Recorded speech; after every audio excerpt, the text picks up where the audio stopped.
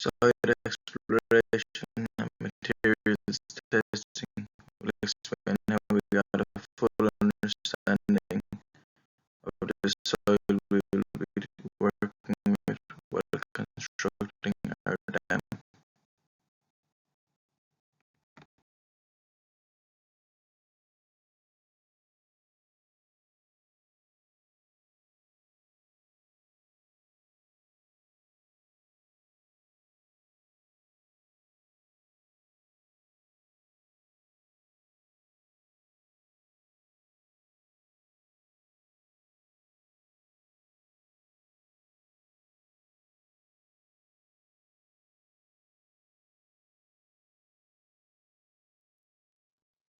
To carry out such tests, we collected a soil sample from the site. Further on-site inspections and identifications were made, which are explained in more detail later in the video.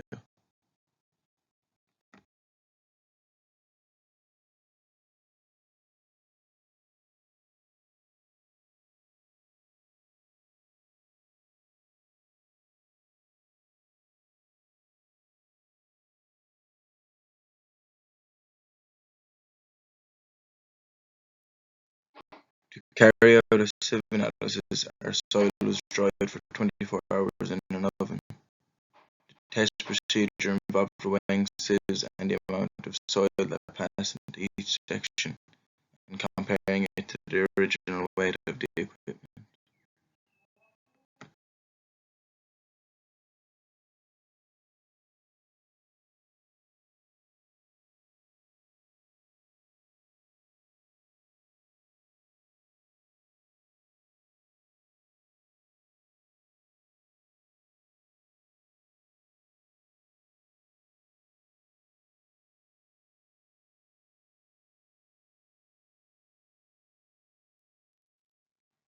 We carried out two procedures to find Atterberg limits to ensure a clear result. Samples were tested, and then microwaved, and then retested. This allowed us to find the critical water contents of our sample.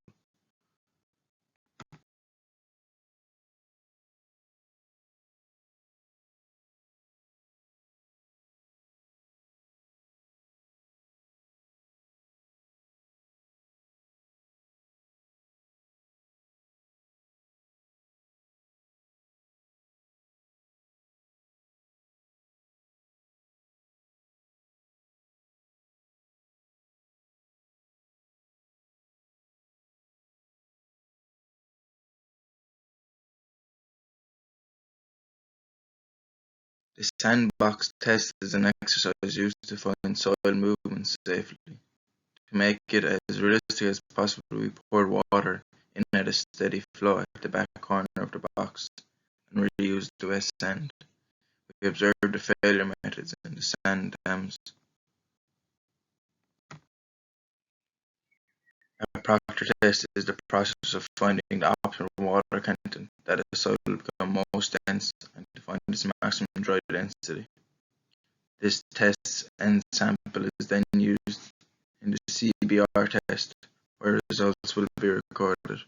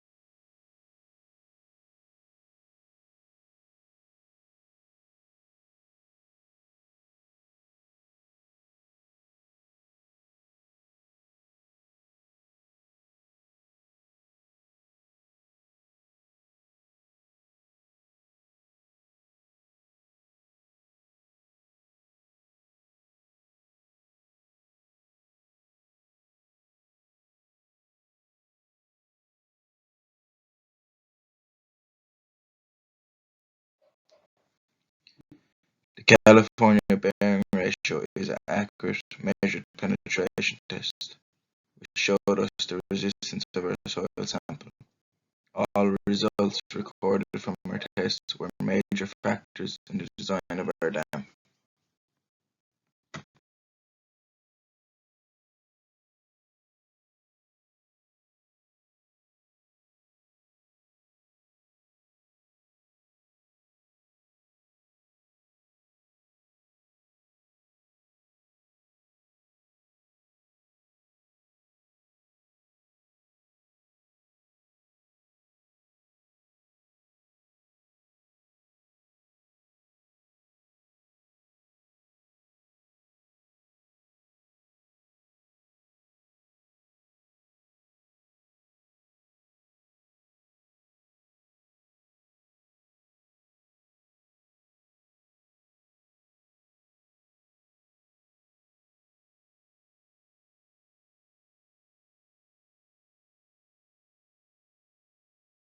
This dam is being built to prevent the River Shannon from bursting its banks and flooding places such as Thomand village. The dam is to be constructed surrounding the perimeter of Thomand village. For our site investigation, we went to a field near Thomand village to familiarise ourselves with the soil that was present. It was important that we followed safety procedures while doing this, as there was plant involved. We completed this site investigation, and now we could configure things such as the soil type, water table and the moisture content. Picking the material to use for the dam was not easy, so I had to do some research.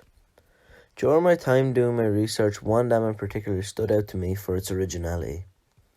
The Aswan Dam in Egypt stood out to me as it was a rock-filled dam that powered around half of Egypt's energy. I thought this possibly could be a solution for the dam being built surrounding Thomand village. For the dam material selection, I came to the conclusion that pink clay would be the most suitable for the dam, as it can be compacted and made more airtight than regular soils. The soil that we excavated would be a suitable material to use for the dam, as it is a clay soil. This makes the transport easy and efficient. Water finds it tough to penetrate clay soils such as pink clay soils, as it is a very dense type of soil. As a comparison to normal soils, clay soils are more resistant to corrosion than soils such as loamy or sandy soils. While we were out on our site investigation, we took some soil samples back to the lab to ensure that the soil would be a suitable material for the dam. To check this, we completed a sieve test to find some characteristics of the soil present. The sieve test we completed gave us a better indication on the material of the soil. We could now check how we could improve some characteristics of the soil, such as making it more airtight and more compact.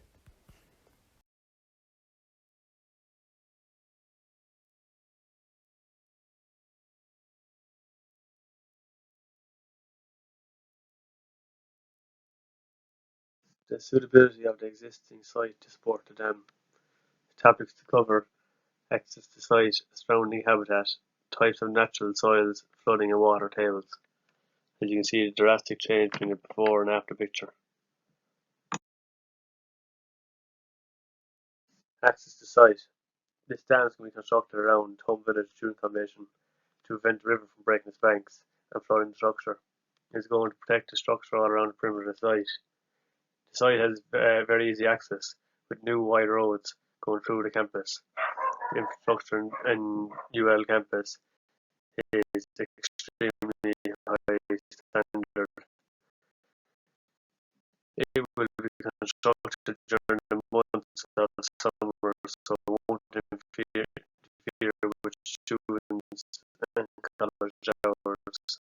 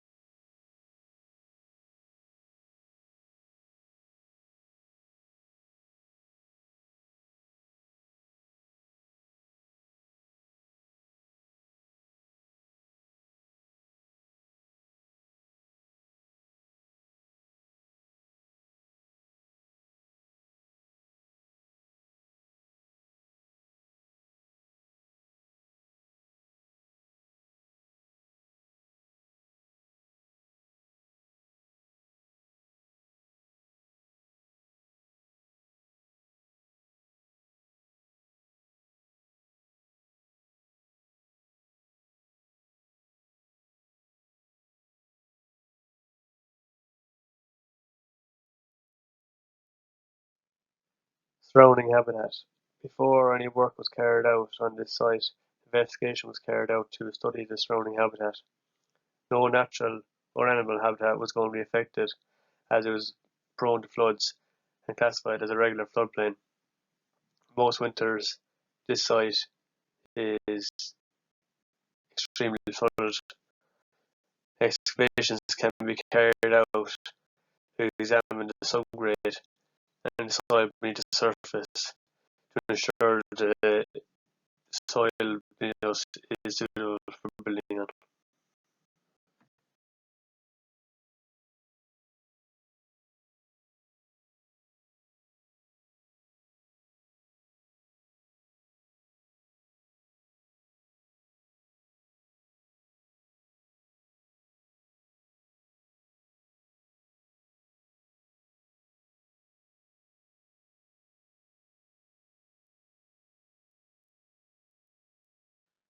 Types of natural soil.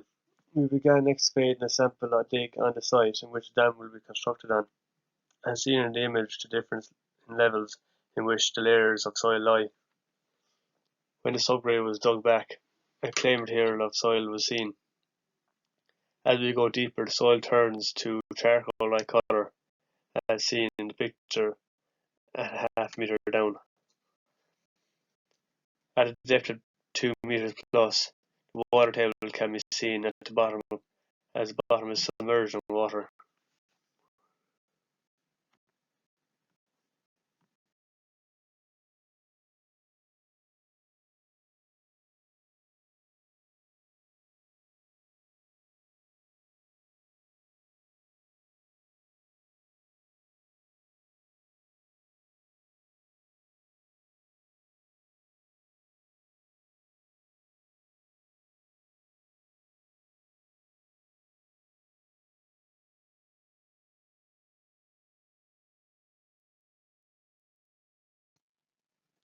Flooding and water tables. Thomand village is prone to flooding every winter. Although it has lasted this long, the banks are getting weaker and weaker by the year. The water table during the winter months is significantly higher than that of the summer months. This leaves the surrounding landscape and the structure open to severe flooding.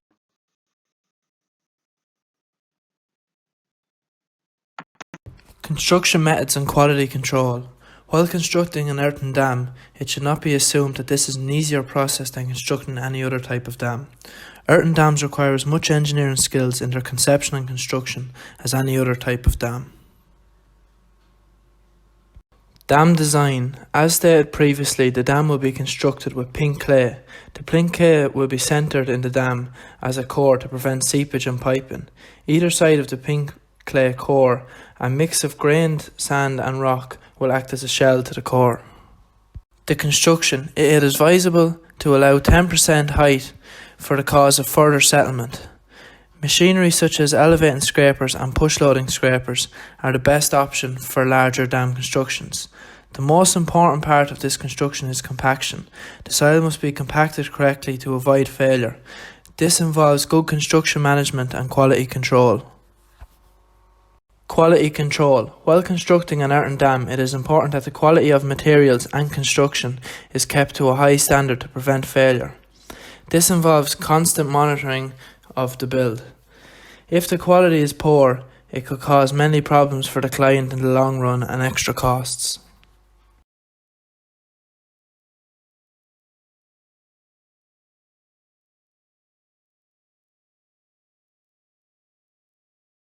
What is an earthen dam? An earthen dam is built up by compacting successive layers of earth using the most impervious materials to form a core and placing more permeable substances on the upstream and downstream sides. The dam acts as a barrier constructed that impounds water or underground streams. An earthen dam is composed of a suitable soil obtained from borrow areas or required excavation and compacted in layers by mechanical means. Starting, it forms the central impervious section constructed with a clayey soil or a silty clay loam. It is compacted at optimum water content. It provides water tightness to the dam and adequate shear resistance against slipping. It controls the seepage flow through the body of the dam. Casing. It forms the outer portion of the dam. It is constructed with soft rock or sand and gravel. It is compacted at the optimum water content. Casing provides a cover to the hearting, protecting it from cracking. It develops shear resistance against slip and provides stability to the dam. It also helps in drainage. The rock toe. It is constructed from rock pieces or boulders larger than 20 cm³ size. It helps to prevent slogging of the toe due to seepage flow and increases the stability of the dam. Pitching. Pitching of 30 cm to 45 cm thickness is provided by laying stones of 30 cm size and 40 to 50 kg in weight on a dredged upstream slope. It prevents the erosion of a material on the upstream face caused due to water wave action and protects the slope from sudden drawdown. The dam should not be overtopped by flooded waters. The seepage line should be well within the downstream face of the dam. The upstream and downstream face should be stable under the worst conditions. There should be no opportunity for free flow of the water from the upstream and the downstream. Piping through the body of the dam is due to transport of soil particles with seepage flow. It results in gradual formation of drain from upstream and downstream through which the water flows, thus the dam fails. Structural failures. Sudden drawdown. The sudden drawdown in water level of the reservoir causes slip of the upstream slope. The slope should be flat enough to be stable under the sudden drawdown. Faulty construction and improper maintenance. Wrong placement of material in different zones and under or over compaction can lead to structural failure. Overtopping failures. Overtopping failures result from the action of water on the embankments. Erosion is due to the under-controlled flow of water over and around the dam. Earthen dams are not designed to be overtopped and therefore are particularly susceptible to erosion. Design of the dam. As previously stated, seepage can lead to failure.